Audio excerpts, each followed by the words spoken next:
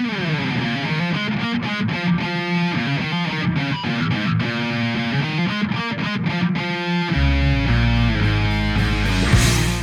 as we prepare for the long jump final, no one expects Carl Lewis to be beaten in this event, but Marty LaCour, there's much on his mind as he prepares for this first of the 6 available jumps.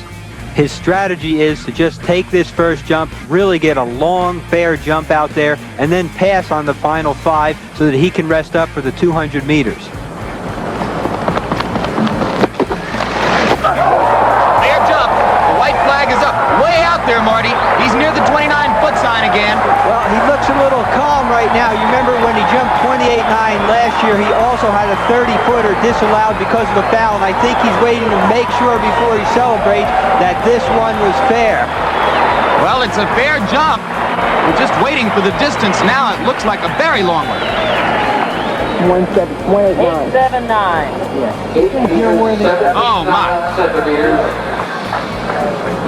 I don't know if Carl knows how long that is either. 28.10 and a quarter. The second longest jump in history, the longest ever at sea level. He has now crept to within 4¼ inches of Bob Beamon.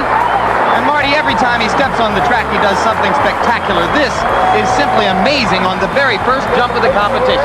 Well, it is, because a long jumper has a lot of problems getting their steps down perfectly. Usually the big jumps are the last 3 or even the last jump. He comes down and he just hits the greatest jump at sea level on the first attempt. That just shows how well trained he is. We talk about his long strides in the sprints, but here they not only have to be long, but they also have to be measured perfectly every time. And you can see on his plant, no foul. He's getting a lot of height in his jumps that I don't think he was getting last year. He's increased his speed, he's increased his strength, and that is very apparent in this jump. And now we're going to take a head-on look at this remarkable athlete as he comes down the runway right at you toward the takeoff. Here you can see how much height he's getting. Last year he was running down the runway very quickly and then jumping out into the pit, but now his strength is so much that he's really getting up there high as Beamon did, but he still could probably get a few more inches out of the last part of his landing if he were trying to go for a record and not just a fair jump. There's a lot more potential there. Beamon's record 29.2½ on this runway. Carl has now produced a 28.10 and a quarter, a 28.9, a 28.7, the 3 longest jumps ever at sea level. Coming up, Edwin Moses going for number 75 in a row in the 400-meter hurdle.